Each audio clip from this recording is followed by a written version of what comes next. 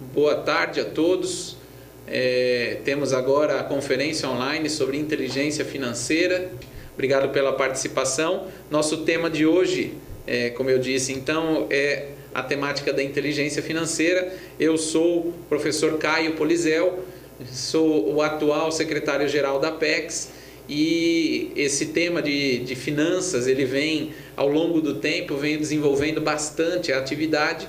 É um tema que eu me interesso particularmente, tem a ver bastante com a questão de planejamento de vida, planejamento pessoal, as finanças permeiam todo esse contexto. Então eu tenho ao longo do tempo buscado e me especializar bastante no tema. Nós teremos inclusive mais à frente, eu vou falar para vocês, um curso específico chamando o tema da inteligência financeira totalmente dedicado à programação existencial.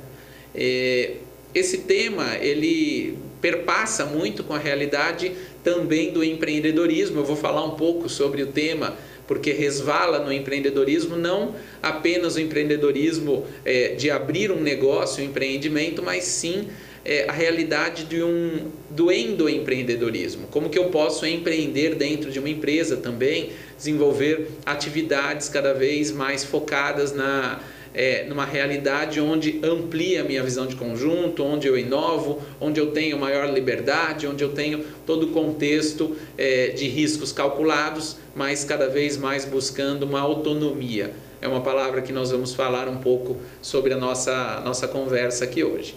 Pessoal, qualquer dificuldade, por favor, informe que nós faremos qualquer ajuste necessário aqui, ok?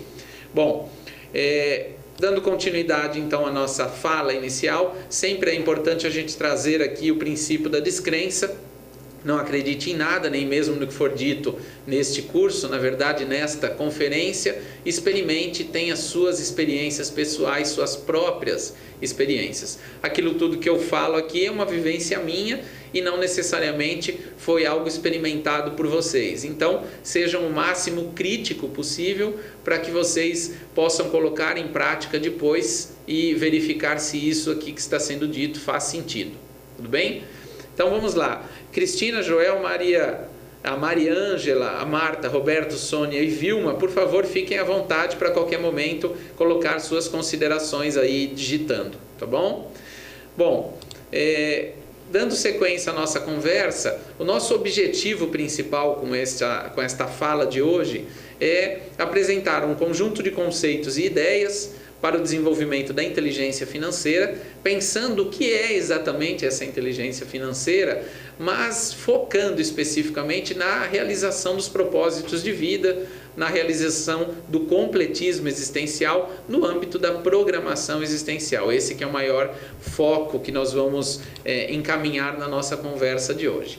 Sempre é importante também nivelarmos informações sobre... Pelo que eu estou vendo aqui, a maioria de vocês eu já conheço, mas é importante a gente falar aqui um pouco dos pilares da conscienciologia que embasam um pouco essa fala. Nós não vamos falar simplesmente, se alguém adentrou aí a nossa conversa e está apenas querendo saber formas de ganhar dinheiro, de ter inteligência para ganhar dinheiro, simplesmente para um enriquecimento, este não é a toada que nós vamos aprofundar aqui na nossa conversa, e sim a inteligência financeira alinhada ao cumprimento da programação existencial. E aí nós vamos falar muito dessa inteligência financeira conectada aos veículos de manifestação, que aí tem a ver com o item da holossomática que está aí. Afinal, nós interagimos utilizando um conjunto de veículos de manifestação. Não é só a questão do soma, esse veículo físico, intrafísico, e sim o âmbito do psicossoma, a questão das emoções, aquilo que nós vamos desenvolver no corpo energético, as percepções energéticas que envolvem a realidade dos recursos financeiros, do dinheiro, como lidar com isso. Esse aspecto nós vamos falar bastante, esse é o intuito principal. Obviamente, se o plano da inteligência financeira estiver conectado a um propósito maior, ao projeto de vida, à sua programação existencial, aí sim pode ser que você tenha um conjunto de recursos, um pé de meia, algo que nós vamos falar até o final da nossa conversa aqui, ok? também nós vamos tratar a temática conectada a um outro pilar da Conscienciologia, que é a multidimensionalidade. Como são as percepções que nós temos no nosso dia a dia, correlata às vivências parapsíquicas. Como que eu percebo os insights, como que eu percebo se eu estou empreendendo, buscando empreender e o que vem de informações. Todo esse aspecto é importante de que seja tratado quando pensamos na inteligência financeira conectada à realidade da Conscienciologia. Então a multidimensionalidade não pode ficar de fora. Um outro ponto, a questão da bioenergética, e aí tem a ver pensar essa inteligência financeira, pensar o recurso financeiro como uma energia fluida que deve vir e ir, o recurso financeiro como um contexto energético, e que se não está chegando, eu devo fazer uma reflexão dos motivos. Se está chegando em quantidade, uma outra reflexão pode ser feita. Então, esse contexto conectando o nosso tema com os pilares da Conscienciologia. E a realidade plurexistencial. Por que não preparar a nossa vida futura já pensando com inteligência financeira? Também é um aspecto importante quando nós tratamos o olhar da inteligência financeira sob o paradigma da Conscienciologia e também da questão da proexologia, que é o estudo da programação existencial, o aprofundamento na programação existencial.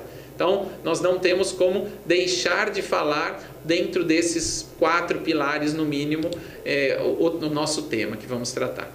Bom, 2 pontos principais, inclusive, que foram divulgados aí para que vocês participassem da nossa conversa, foram tópicos que relacionam as maneiras dessa correlação das finanças pessoais com os propósitos de vida. Então, como que eu entendo melhor esse aspecto da inteligência financeira, dos propósitos de vida, da programação existencial. E o segundo, como que eu transformo o dinheiro em um facilitador do meu cotidiano, das ações diárias, daquilo que eu faço no meu dia a dia.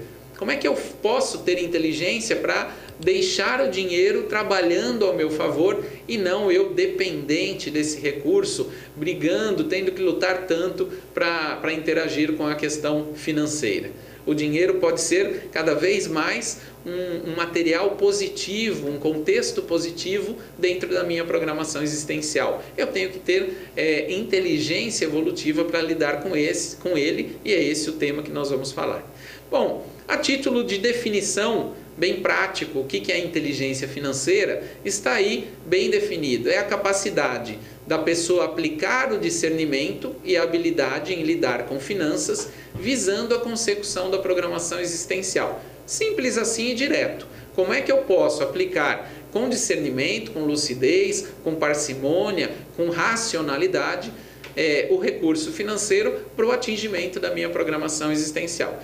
Vamos partir do princípio que todos que estão aqui ouvindo possuem uma programação existencial. Investiram lá no curso intermissivo um conjunto de tempo, uma realidade montando planejando a sua programação existencial, e dali para frente pensou como é que eu faço uma boa condução da programação existencial com racionalidade, com lógica, com inteligência evolutiva, e aí planejaram. Se tiver um planejamento desse, provavelmente nenhum dos que estão aqui pensaram assim: olha, a minha vida vai ser totalmente complicada, eu terei sempre problemas financeiros, eu não terei recursos para cumprir a minha programação existencial. Eu acho pouco provável que alguém dos que está aqui me ouvindo possuem esse tipo de planejamento. Até porque, se nós temos uma programação existencial alinhada com a assistência,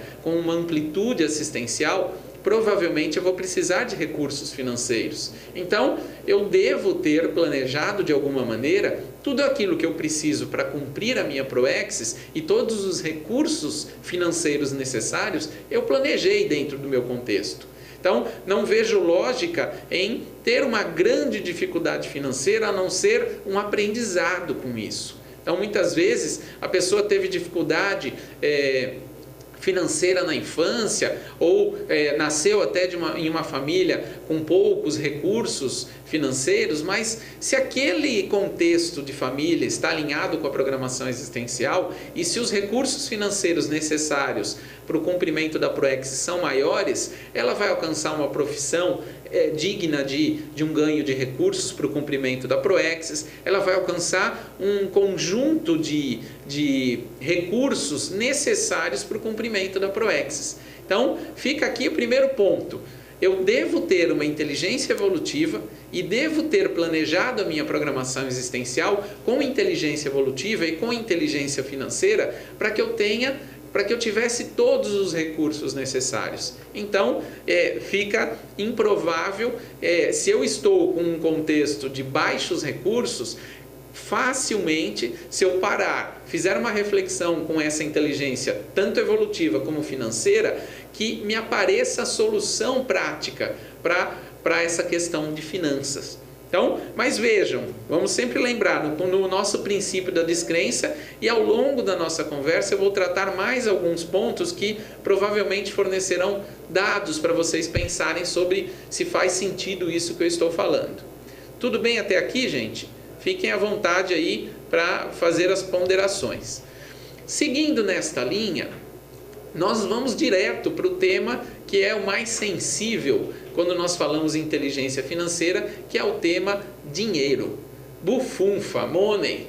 Estamos falando do tema que é o mais sensível, e até a gente brinca um pouco que a parte do corpo humano mais sensível é o bolso, porque as pessoas têm dificuldade em lidar com a questão do recurso financeiro.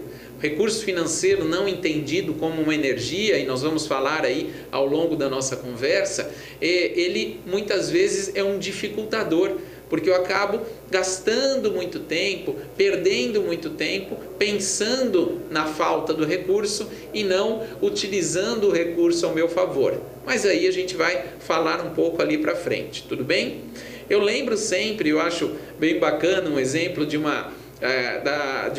parente da minha esposa, que certa vez nós fomos fazer uma visita a eles, e eu já falei até isso em uma outra conferência, e quando nós estávamos lá, nós fomos almoçar e eles utilizavam na mesa uma toalha por baixo e um plástico por cima. Muitas famílias utilizam esse tipo de toalha de mesa, uma proteção ali para a toalha mesmo. E aí eu achei interessante que eles colocavam as contas a vencer, eles colocavam entre a toalha e esse plástico transparente. E era engraçado porque você ficava almoçando em cima daquele plástico e você olhava as dívidas, as contas que vinham pela frente.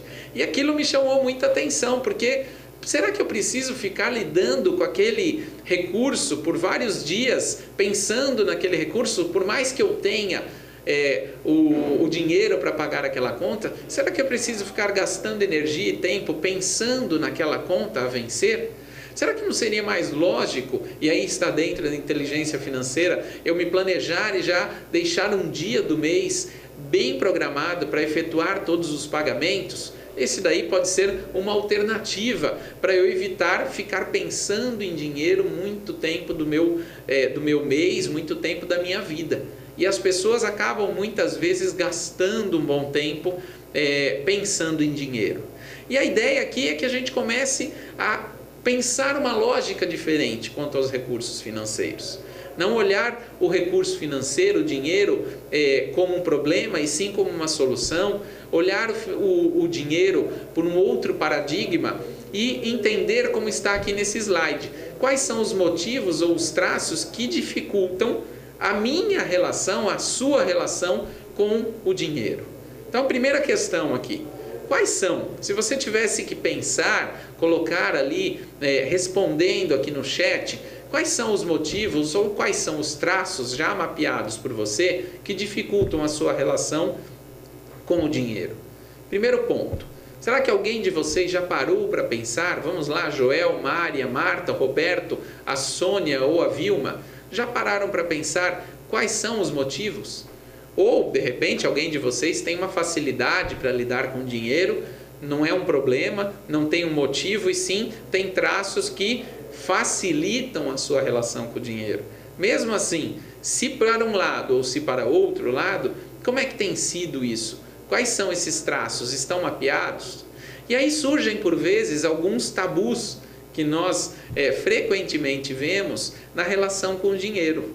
Primeiro, muitas vezes a pessoa tem uma visão religiosa do dinheiro, ou por um lado que não pode gastar, que não é merecedor daquele recurso financeiro, que ele precisa abrir mão de todos os recursos, um gasto.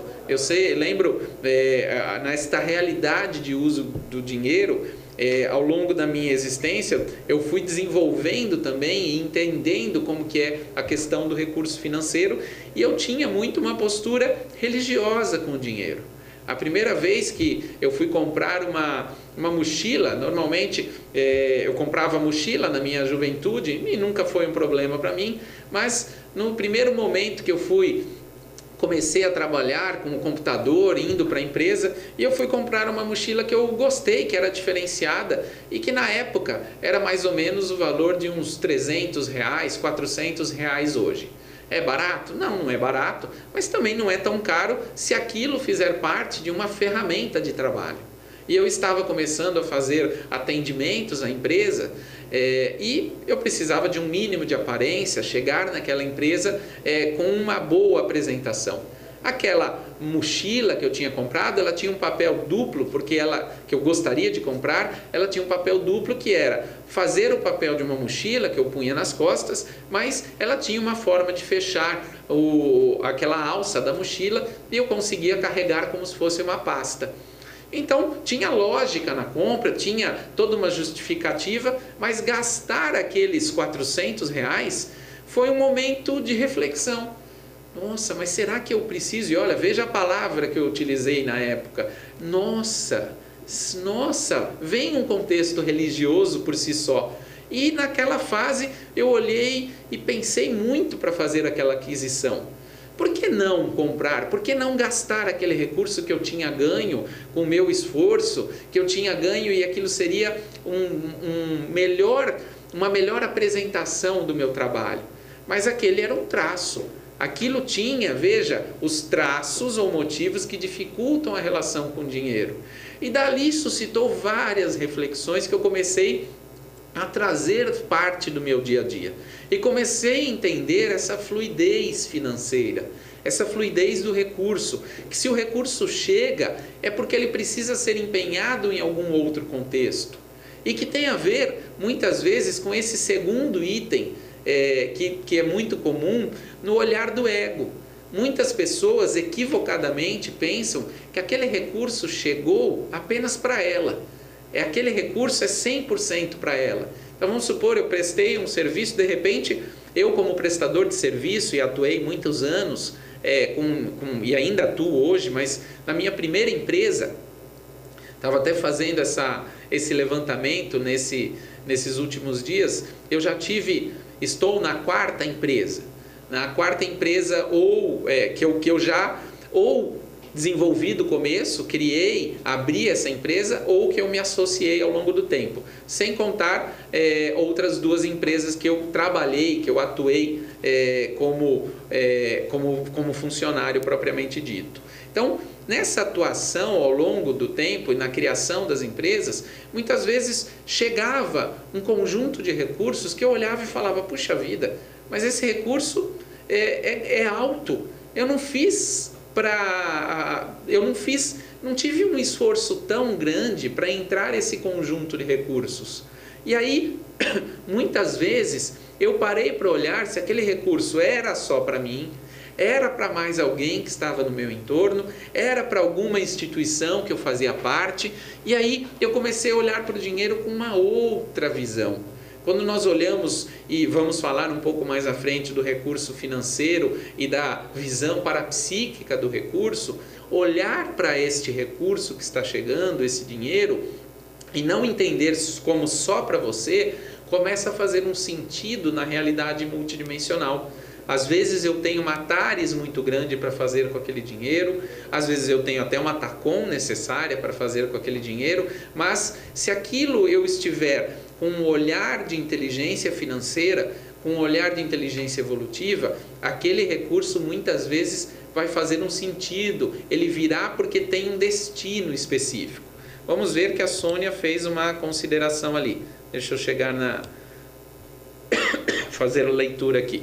Sônia diz: professor, às vezes percebo-me incomodada com a opinião de colegas de trabalho e de profissão, declarando que o dinheiro que recebem mensalmente não é o suficiente para viver, mesmo tendo o próprio negócio. Sim, mas vamos lá, Sônia. Primeiro que é interessante a gente olhar para os nossos incômodos, né? Por que aquilo pega contigo?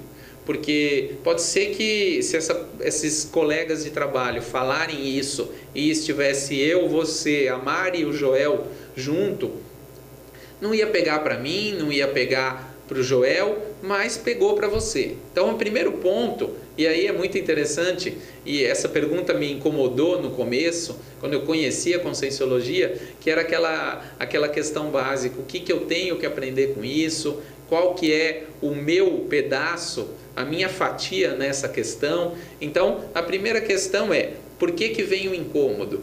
O quanto eu não tenho de algum pedaço desse incômodo que eu visualizo no meu dia a dia? Primeira reflexão. Mas sim, muitas vezes as pessoas têm essa postura, Sônia, de que nunca é o suficiente. E nunca será o suficiente se não tiver um projeto, um propósito nos seus recursos. Veja, é muito interessante, eu atuo bastante em empresas e com a área também de gestão de pessoas. Nessas empresas, muitas vezes a gente vê a remuneração, o salário, e tem a ver com isso que você disse. A pessoa que não está contente, que não está motivada, que não vem de dentro o seu interesse por aquilo que faz, vira e mexe, está incomodada, querendo aumento, reclamando que o dinheiro não dá conta, reclamando que é um excesso de trabalho, porque ela não está alinhada com aquilo que ela provavelmente deveria estar fazendo e nem está motivada por fazer aquela atividade. E aí, assim, é a grande questão. Muitas vezes ela consegue um aumento, ela fica 3 meses, 6 meses estável, contente com aquilo, mas já volta o descontentamento. Porque, de fato, ou ela tem uma postura perdulária, está gastando mais do que deveria, e aí nunca as contas cabem dentro do salário, e muitas vezes a pessoa sabe que vai receber um aumento e já sai gastando para isso, uma falta de planejamento, ou muitas vezes é porque é um descontentamento mesmo.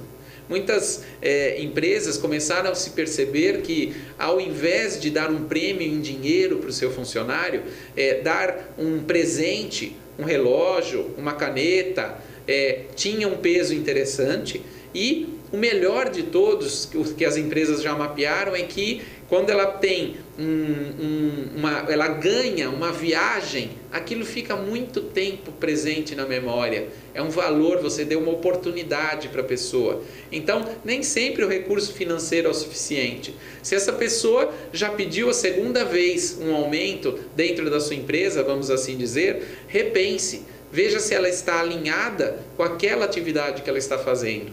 Porque uma pessoa bem motivada, que está animada com aquilo, não é que ela não pede aumento, mas você percebe que ela tem potencial e que ela está fazendo muito, e você oferece um diferencial para ela. Ela não tem nem a necessidade de pedir. Então, fica aqui uma ponderação. Eu não sei se foi bem isso que você comentou. Deixa eu ver aqui. Acho que tem um complemento. Como é, na sua visão, apegar-se a dinheiro, status, enfim? Vejo a busca desesperada por reconhecimento, algo que preencha o vazio. Pelo menos é a ideia que chega para mim. Você está certíssima, Sônia. Muita gente foge pelo recurso financeiro.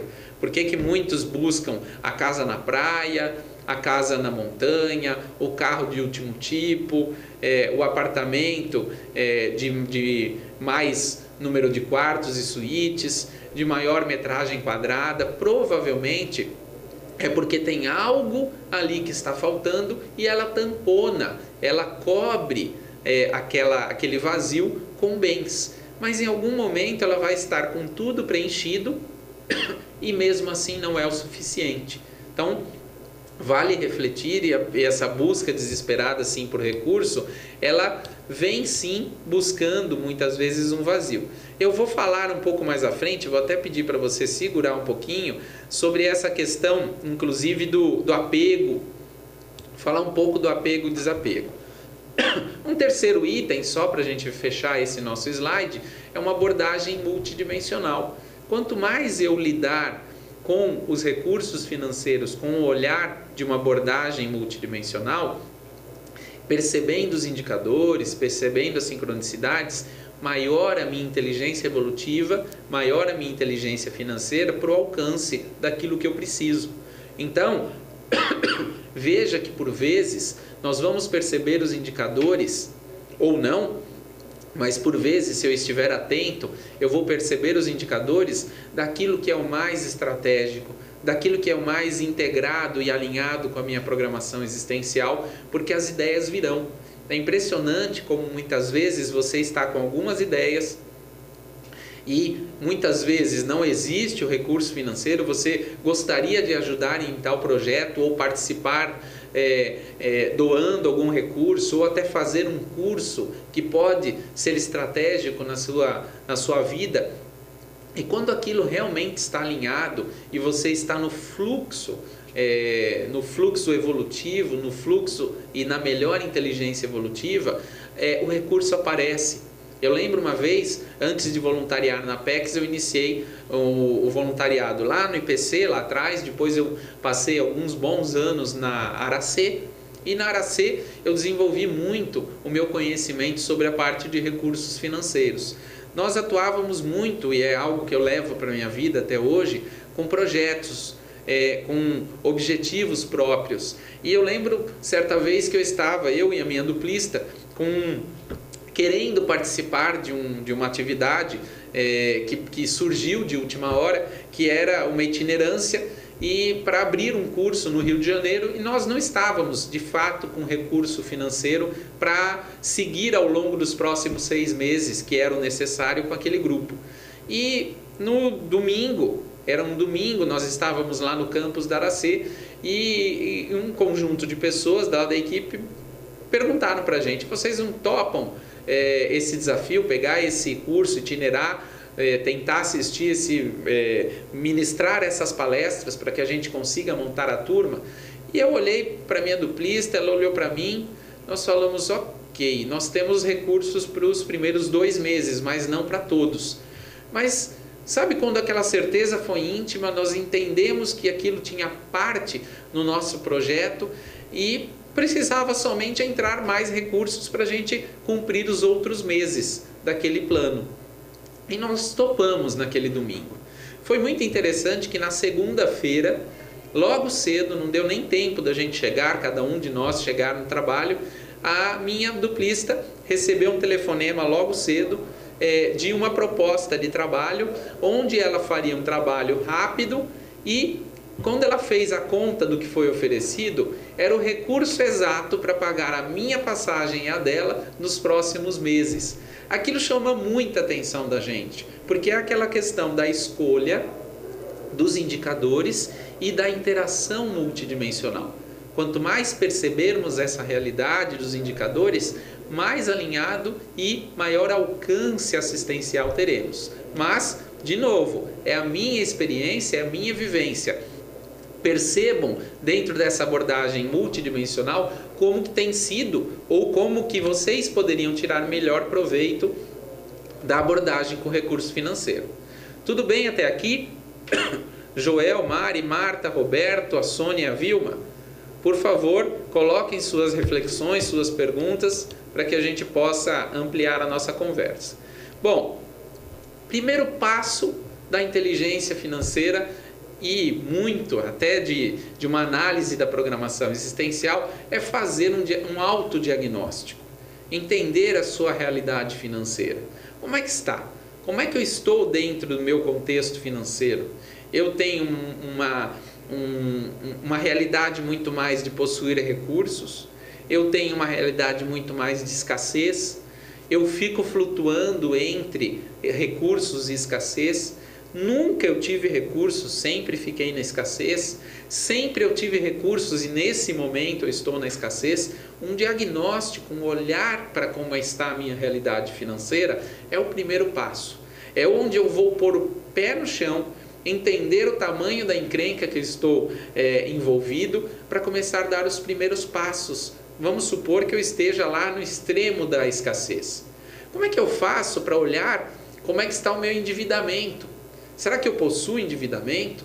E muitas vezes, também há um tempo atrás, quando estávamos desenvolvendo um dos cursos de inteligência financeira, nós sentamos com um casal, eu e a minha duplista, a gente já atuando nos atendimentos para as pessoas ali nos cursos da inteligência financeira, e aí um casal também que sentou com a gente, que estavam com problema financeiro, nós sentamos com eles e eles falaram, olha, eu nem tenho noção de como que está a encrenca. E aí eles usaram a palavra encrenca. O primeiro papel que nós fizemos foi, e era muito difícil para eles, fazer conta, colocar os pingos nos is. Vamos entender então de que tamanho é esse endividamento, se é que ele é de um tamanho tão grande. Mas as pessoas têm tanto medo de olhar e encarar um desafio que vem pela frente, que muitas vezes ela não para olhar. E aí lembro que naquela época, o tamanho do endividamento dos dois era de próximo a 10, 11 mil reais. E os dois trabalhavam e tinham um bom salário. Com certeza, o salário médio deles naquela época, isso não faz muito tempo, era de aproximadamente 4, 5 mil reais de cada um. Ou seja, com dois salários ali, ou na verdade, praticamente com um salário de cada um, eles quitavam todas as dívidas deles. Olhar para aquilo e entender, efetuar o autodiagnóstico, possibilitou que eles começassem a fazer uma virada. Espera aí, então vamos fazer um orçamento daqui para frente? Vamos deixar de gerar mais despesa? Vamos parar nos 11 mil reais de dívida e vamos montar um plano de saneamento? Começou uma lógica diferente. Começou uma filosofia de vida que foi mudando ao longo do tempo. É o que nós chamamos aqui da econometria pessoal. Estamos falando de uma métrica econômica da própria pessoa. Como que está então, pergunto a você que está me ouvindo, a sua econometria? Como que está a sua análise econômica, a sua métrica econômica? Você possui algum grau de endividamento?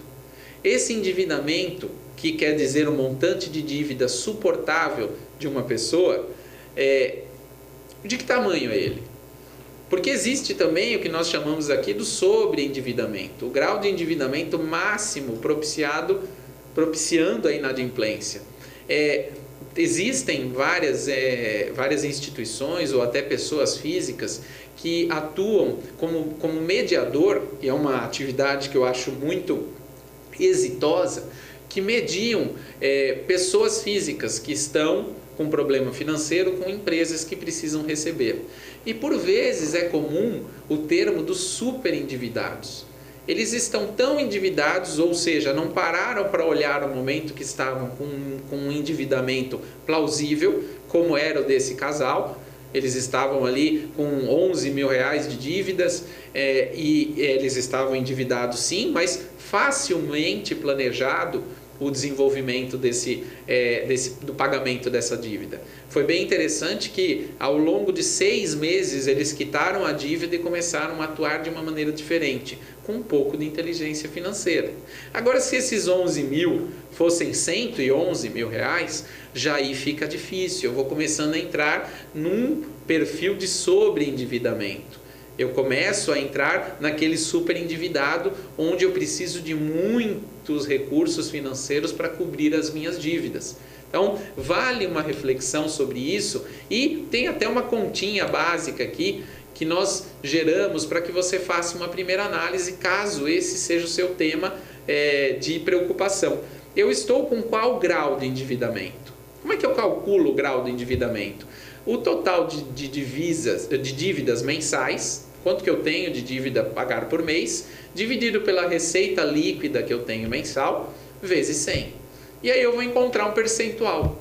Esse percentual, se eu estiver ali com 20%, até 20%, eu estou com um endividamento que está bem tranquilo. Nós colocamos ali até como o ideal, apesar de muitas pessoas falarem, mas eu não gosto de endividamento, eu não gosto de entrar em qualquer tipo de dívida. Como é que você fala que é ideal ter 20%? Porque muitas vezes eu estarei investindo, uma parte do investimento que me gerou por um tempo um endividamento. E até aí eu tenho 20% no máximo das minhas despesas com algum tipo de dívida. Está tranquilo se estiver dentro de um planejamento. Quando começa de 20% a 30%, nós já chamamos aí de algo que é um endividamento administrável. Ele ainda é possível administrar, chegou ali nos 30% do que eu ganho por mês. Passou a barreira dos 30%, chegou em 35%, já existe um alerta. Acenda a luz amarela, porque vai chegar no momento onde eu já passei de 30% do meu recurso mensal somente pagando dívida. E dali para frente é um problema muito sério. De 35% a 40% tem o risco de inadimplência. De 40% para cima, aí a pessoa já é uma pessoa super endividada muitas vezes. Eu já estou no sobreendividamento. Obviamente que quando é uma pessoa super endividada, aí nós já estamos falando de percentuais que beiram lá os 80%. Veja, mas como é que pode alguém estar endividado com 80% daquilo que recebe? É muito comum. As pessoas entram numa bola de neve e aí juros, uma série de questões do cartão de crédito com aqueles juros absurdos, e ela entra num papel, num momento de sobreendividamento até chegar no superendividado. Veja, vamos fazer aquela conta com aquelas duas pessoas que eu falei que a média ali era de 5 mil reais, ou seja, eles tinham 10 mil reais por mês e eles tinham uma dívida que era de 11 mil reais. Praticamente nós estamos falando de 11%. Eles estavam dentro de um endividamento. Mas veja, eles não queriam nem olhar para isso. Eles nem pararam para pensar que eles possuíam um endividamento que estava dentro de um controle. Mas óbvio, como aquele controle não estava lúcido, eles não estavam com o pé no chão, olhando para aquilo que recebia, aquilo que era despesa do dia a dia, aquilo que era endividamento, eles não estavam conseguindo fazer uma avaliação do contexto. E aí, não existe inteligência evolutiva e nem financeira que valha se eu não faço aquilo que foi um dos primeiros itens que eu disse, um autodiagnóstico. Então, o primeiro desafio que eu coloco para vocês que estão aí ouvindo é efetuar o seu diagnóstico financeiro, fazer uma análise de como que estão as suas contas. Primeiro ponto. Mas pode ser que você não esteja num grau de endividamento e você está numa situação um pouco mais confortável, capaz de desenvolver uma reserva técnica. Então, o que é uma reserva técnica? É a reserva em patrimônio de alta liquidez, já vou falar sobre isso, para fazer frente a possíveis emergências. Então, vamos supor que eu tenho um conjunto de recursos aplicado ali numa poupança, alta liquidez, eu consigo resgatar isso rapidamente, num CDB, um investimento que eu consiga buscar esse recurso facilmente e que ele não esteja com muito risco, porque eu consigo sim buscar um dinheiro que está aplicado em ações rapidamente, mas o risco é muito grande. Pode ser que aquele não seja o melhor momento para eu vender, então eu não tenho uma liquidez tão alta assim, porque existe um risco muito grande envolvido. Então é válido pensar como é que eu lido com a minha aplicação de uma reserva técnica. Mas vamos ser mais práticos com a reserva técnica. A reserva técnica, ela me permite uma autonomia maior. Quanto de recurso eu tenho para, em caso de um problema de um desemprego, poxa vida, eu ganho lá 5 mil reais por mês, vamos assim dizer, e aí eu tenho guardado no banco 15 mil reais. Minha reserva técnica é diferente daquilo que eu tenho aplicado sem uma destinação específica. Então, eu tenho que chamar aquele recurso, e nós indicamos inclusive que você abra uma conta, que seja uma poupança, um CDB, algo específico para colocar a sua reserva técnica. E aquilo não é um dinheiro que se mexe a todo momento. Ele é uma reserva técnica. Para quê? Para possíveis emergências. Vamos supor que alguém adoeceu e por algum acaso é um familiar muito próximo que você se sente envolvido e deveria ajudar aquela pessoa que por algum motivo não estava com um plano de saúde. Tem a ver com a seguridade, é um tema que é muito correlato com a questão da inteligência financeira. Então, você tem recursos ali para ajudar aquela pessoa a fazer uma consulta, fazer um tratamento, algo desse tipo. Mas é importante você ter uma reserva técnica para as suas despesas. Então veja lá, o segundo item, o tempo. Qual é o mínimo ideal de meses que deveria alcançar quanto às suas ou quanto às minhas reservas técnicas? Ou seja, eu uso como base 2 anos. Essa para mim é a melhor referência de uma reserva técnica. Ou seja, se eu tenho ali uma despesa mensal de R$5.000, eu estou falando que ao longo de 12 meses eu deveria ter R$60.000 guardado e ao longo de 2 anos nós estamos falando pelo menos R$120.000 guardado. Aí vocês podem falar, Caio, mas você está doido, eu vou deixar R$120.000 destinado para uma reserva técnica? Por que não? Nós estamos num momento de economia que a qualquer momento você pode sofrer uma demissão, tem um contexto de crise de fato instalado. Então, será que eu não posso ter um conjunto de recursos que me dê uma autonomia para isso? E nem que não seja para a realidade de uma demissão, mas para que eu tenha autonomia e me posicione frente à empresa onde estou atuando.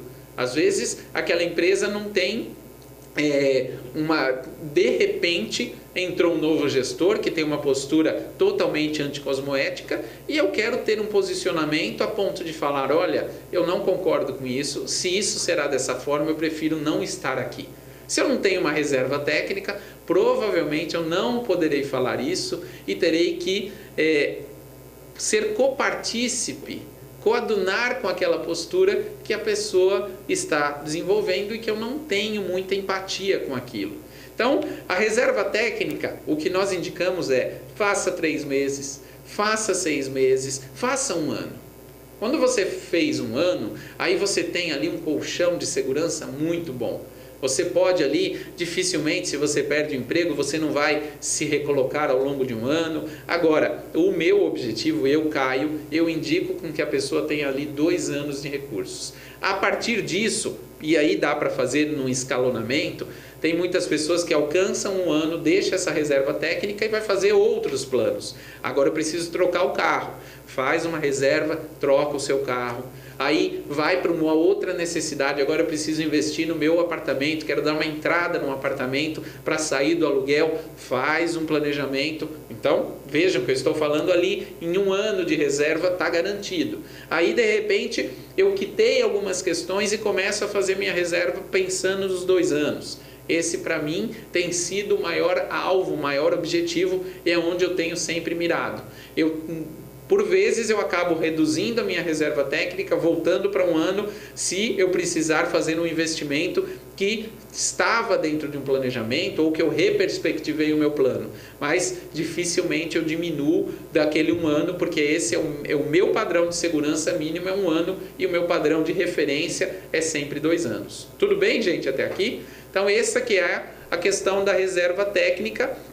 E quando nós damos mais algum passo no âmbito da reserva técnica, nós já estamos falando de um passo legal, que aí é o pé de meia. É quando eu tenho recursos investidos, aplicado em diversas alternativas que me geram uma quantidade de recursos que eu me mantenho ao longo do mês. Eu não preciso mais trabalhar. Eu tenho um conjunto de recursos aplicado, e aí tem toda uma fórmula que é um pouco mais complexa da gente falar aqui, precisa de mais tempo para aprofundar, mas como se eu tivesse recursos lá investidos e que mensalmente, mesmo descontando a inflação, eu tenho aquele recurso, eu pago as minhas contas Se eu quiser, eu trabalho, se eu não quiser, eu não trabalho, porque eu já tenho esses recursos lá. É ali que a gente, além da reserva técnica, é ali que nós, pelo menos quem está aí na Conscienciologia, já ouviu falar bastante para lhe dar autonomia. Se eu quiser me dedicar, paro de trabalhar e vou me dedicar um pouco mais ao voluntariado, itinerar, eu tenho essa total autonomia financeira, eu tenho total permissão para me posicionar frente a tudo, porque eu não dependo mais de ninguém no âmbito de recursos financeiros. Vejam se faz sentido isso novamente. Tem aqui um tema que é importante no meu modo de enxergar, que é o empreendedorismo, ou o que também é conhecido como endoempreendedorismo. Muitas pessoas falam, mas eu não quero empreender, eu não quero abrir um negócio. Mas que tal você ser inovador, você ser criativo, você empreender dentro da empresa onde você está trabalhando? Desenvolvendo, saindo daquele convencional, saindo da caixa, colocando inovação, colocando novas ideias, colocando toda a inteligência evolutiva sua para que os resultados cada vez apareçam, e se esses resultados que podem ser de aprendizado, de assistência e também de resultados financeiros. Então, tem aí duas questões que eu deixo para que vocês reflitam. Qual é o motivo seu motivo de empreender e qual é o motivo do seu empreendimento? Por que você definiu e que você deseja empreender? Primeira pergunta. Segunda pergunta, como eu faço, caso eu não queira empreender, como eu faço para empreender internamente, para endoempreender?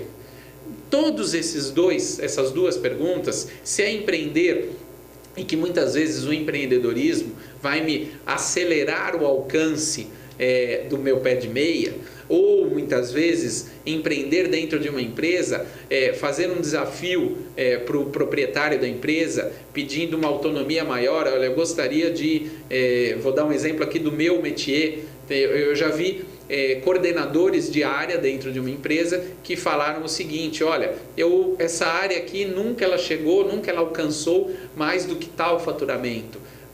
Se eu poderia assumir essa área e tudo que eu fizer daqui para frente que eu conseguir gerar de resultado, eu ganho. Eu não quero nada fixo a mais, eu só quero um percentual daquilo tudo que eu gerar de diferenciação. E aí essa pessoa começou a empreender dentro da empresa e desenvolveu recursos, conseguiu ganhar recursos e fortaleceu, está quase chegando no seu pé de meia por conta daquele recurso que conseguiu internamente. Então, vejam, tem alternativas, mas 4 pontos são importantíssimos e temos até algumas perguntas dentro desses pontos, tanto para empreender em um negócio próprio, como para empreender dentro de uma empresa onde você esteja. Qual é a sua intenção? A sua intenção, se for simplesmente para ganhar dinheiro, eu chego a dizer e posso quase garantir que a probabilidade do êxito não será tão grande quanto se eu tiver a intenção de, sim, ganhar recursos financeiros, mas também aumentar o meu potencial assistencial. Quem são as pessoas que estarão comigo, que está ali na terceira questão? Será que aquele projeto que eu estou pensando em empreender não teria mais pessoas que deveriam estar junto e é a minha grande oportunidade de lidar, de interagir com uma quantidade de pessoas, de desenvolver um conjunto de traços? Fica aí uma pergunta. Um outro ponto, qual é o meu principal foco que tem a ver com a intenção? O foco é a melhoria do bem comum, é aumentar o número de empregos, é que mais pessoas sejam atendidas. Isso tem a ver com a intenção. E aí o êxito, a probabilidade de êxito é muito maior do que simplesmente se eu estiver pensando no meu umbigo, no meu bolso, naquela parte mais sensível. E aí, este recurso que eu estou, vamos supor que eu esteja lá trabalhando na empresa e dei o desafio lá para o dono da organização, que eu quero esse recurso, vou desenvolver uma empresa, desenvolver um setor, vou ganhar mais dinheiro. Esse dinheiro é para quê? Dê um carimbo para aquele recurso que virá. Por quê? Porque muitas vezes é a forma de enxergarmos se o amparador está mostrando que está certo ou que está errado aquela nossa ideia. Então vamos supor que um dos planos seu seja quitar as dívidas. O primeiro desafio, não adianta a gente pensar em investimento, não adianta pensar em ter uma reserva técnica, se eu não tiver primeiramente cobertas as minhas dívidas. Então, dê uma destinação para esse projeto, um carimbo para esse próximo projeto de quitação de dívida. Então vamos supor, aquele casal que eu citei um pouco antes, que tinha lá os seus 11 mil reais de dívida, eles fizeram um projeto. Então vamos fazer o seguinte, nós vamos abrir uma nova frente de trabalho. Aquilo tudo que entrar por essa frente de trabalho, nós vamos quitar a dívida. Lembre-se que eu falei que em 6 meses eles quitaram as dívidas. Por quê? Porque eles fizeram um projeto, um deles atuava na área de arquitetura e falaram, se os próximos projetos que entrarem, além daqueles praxe que entram, todos eles serão dedicados para a questão de cobertura do endividamento. E aí rapidamente os projetos foram entrando e eles foram quitando a dívida. Tinha um destino. Aquele momento onde eles definem o recurso que entrar por aqui vai para aquela porta, ou seja, o recurso que entrar nestes projetos virão para pagar esta conta, para comprar este carro, para desenvolver o meu buffer ali, a minha reserva técnica. Quando eu tenho uma destinação bem direcionada e aí o recurso começa a aparecer, eu tenho certeza que aquilo está correto. E quando o recurso não aparece, eu tenho a oportunidade de olhar e falar, puxa, pode ser que a minha escolha não esteja correta. Eu não deveria estar comprando aquele carro, eu deveria estar fazendo tal investimento. Ou, às vezes eu miro e falo, olha, se entrar esse recurso, eu vou comprar aquela casa. E aí, aquela casa, aquele recurso não entra. Então, será que era para adquirir aquela casa? Será que a minha escolha está a mais adequada? Então, vale uma reflexão de como eu lido com esse recurso financeiro. Como é que está sendo? Estou empreendendo para quê? Com quem? Qual é o meu principal foco? Qual é a minha intenção? Isso tudo tem que fazer parte e tem a ver totalmente com a realidade da inteligência financeira. Pessoal, tudo bem até aqui? Vocês estão aí quietinho? Ninguém falou mais nada? O Joel, a Mari, Marta, Roberto, a Vilma, a Cristina, alguma questão aí principal daquilo que eu estou falando? Fez sentido até então? Se fez sentido, a Vilma falou que sim.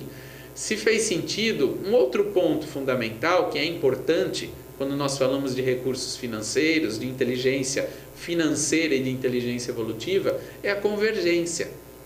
Nós já falamos e tratamos muito dentro do contexto aqui da Apex, da convergência. Então, como definição, o princípio da convergência é a otimização de resultados evolutivos pela confluência de metas, talentos, tempo, energia, dinheiro e recursos em geral voltados para a mesma atividade, gerando resultados múltiplos simultaneamente em diferentes áreas da vida.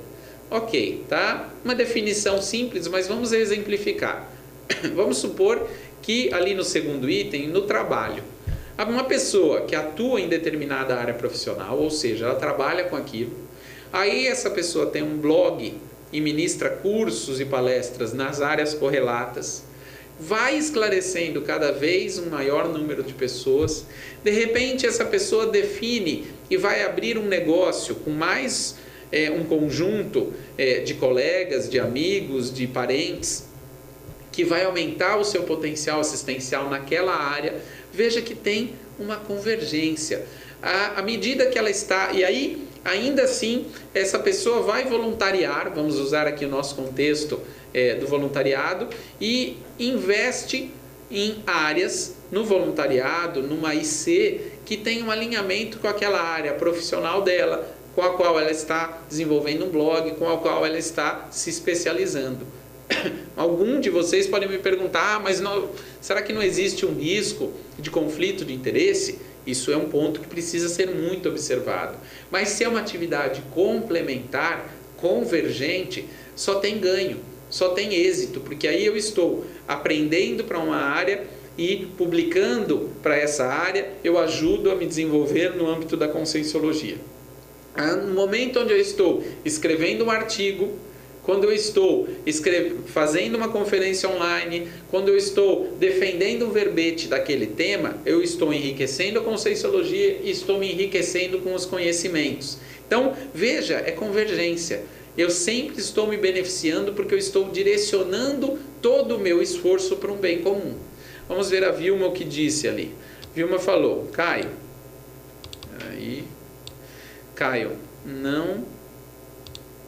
não fico preocupada com dinheiro, mas não sei por que estou fissurada em querer saber sobre esta questão. Estou com mania até. Seria a questão do dinheiro, é isso, Vilma? Veja que o recurso, a mania do dinheiro, é isso? Vilma, o dinheiro, ele é uma ferramenta muito interessante quando eu estou pensando em observar o que está alinhado com a minha programação existencial e o que não está. A chegada do recurso financeiro, ele é uma boa dica de que aquelas escolhas que eu fiz ou que eu estou fazendo estão corretas. A escassez do recurso financeiro, ela é uma ótima oportunidade para me proporcionar uma análise e que eu entenda se aquilo está correto ou não está correto. Se aquela escolha eu deveria fortalecer ou não deveria. Então veja que o recurso financeiro ele deveria funcionar dessa maneira, como um bom indicador. O que a gente não poderia, e aí tome só cuidado com essa questão da mania do olhar para o recurso financeiro, é que o dinheiro ele deixa a pessoa, que palavra que eu posso utilizar aqui?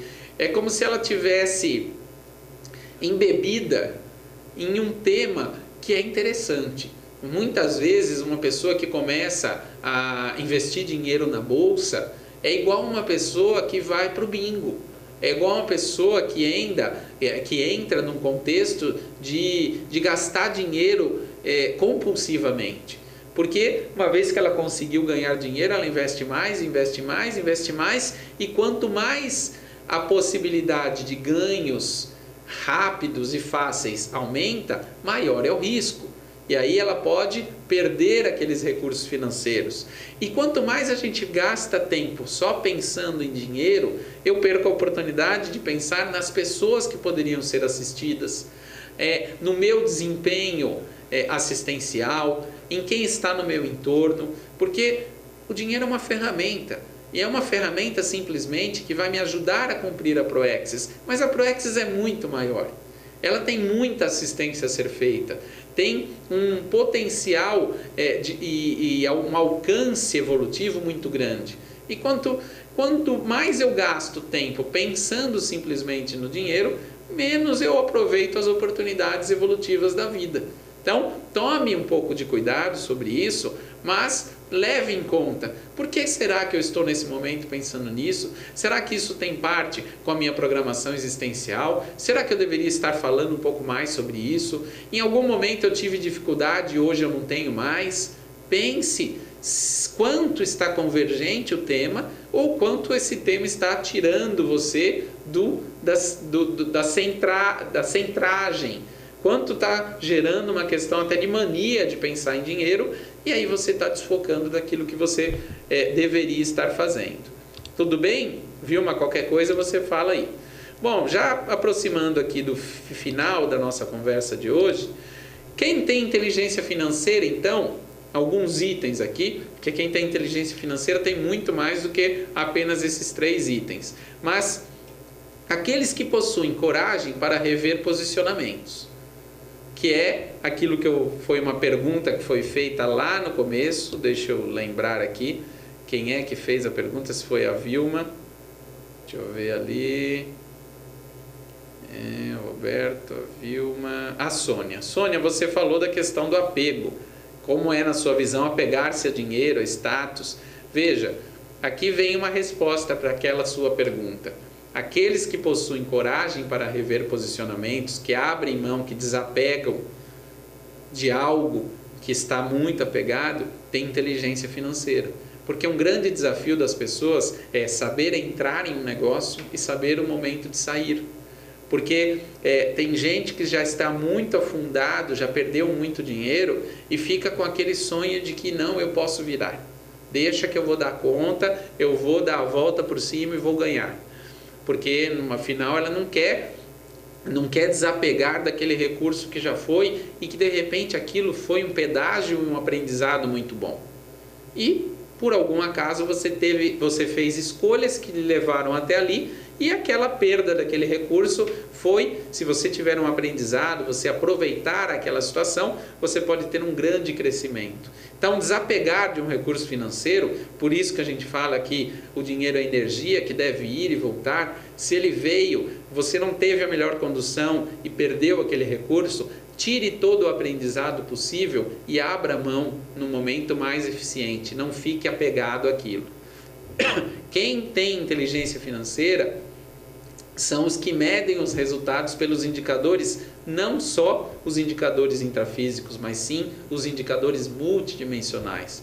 Como que estão as pessoas no meu entorno, os meus sócios estão melhorando ou não, os funcionários que estão ali naquele empreendimento ou ao meu entorno, eles estão com um bom resultado ou não estão? Isso tudo faz parte nesse processo dos indicadores multidimensionais. E quem tem isso, tem inteligência financeira. E um terceiro ponto, só como uma outra ponderação, quem possui um bom nível de satisfação pessoal, que consegue ter o trinômio motivação, trabalho e lazer, provavelmente tem um bom nível de inteligência financeira. Então, são esses 3 pontos aqui que são chaves quando nós falamos do processo aí da inteligência financeira. Bom, nós encerramos aqui a nossa conversa de hoje, já estamos aí com 1 hora de atividade. Quero fazer aqui, para encerrar, uma propaganda dos nossos próximos cursos da Apex. Um deles é esse mesmo que nós estamos falando, que é o Inteligência Financeira, que está aqui divulgado para vocês, que tem os temas principais: discutir a relação entre as finanças e os propósitos pessoais, estruturar o orçamento pessoal visando o equilíbrio financeiro, aprofundar a compreensão da maturidade financeira e elaborar estratégias para a independência financeira pessoal. Esse curso ele será ministrado presencialmente, mas será também transmitido ao longo do dia. Então vamos supor que vocês não estão aqui em Foz e se interessaram por fazer o curso, nós faremos a transmissão, onde vocês poderão fazer as perguntas também, mesmo à distância. Nós aqui, quem serão os professores? Então serei eu, professor Everaldo Bergonzini, professor Fausto Camargo e a professora Vânia Hernandes. Acontecerá daqui 2 sábados, então no dia 8/10, das 8 às 12, das 14 às 18. Se vocês tiverem interesse, fica aqui mais informações no site, as inscrições podem ser feitas pelo site. Caso tenha alguém conhecido que possa se interessar, por favor indiquem no próprio site da Apex ou no Facebook da Apex, tem mais informações sobre esse curso, e aí eu convido para que a gente possa ampliar cada vez mais essa temática, que eu me interesso muito e sei que pode ser uma oportunidade de aprendizado para todos. Bom, pessoal, deixo aqui meu e-mail, caiopou@hotmail.com, e se vocês tiverem qualquer consideração, fiquem à vontade para me mandar. Se não, nós encerramos por aqui. Sônia, Cristina, Joel, Mari, Marta, o Roberto e a Vilma, muito obrigado pela participação. Agradeço a interação e espero vocês numa próxima atividade. Lembrem-se que todos os sábados nós temos uma palestra gratuita sobre o tema ligado à programação existencial. Ok? Pessoal, muito obrigado. Até a próxima.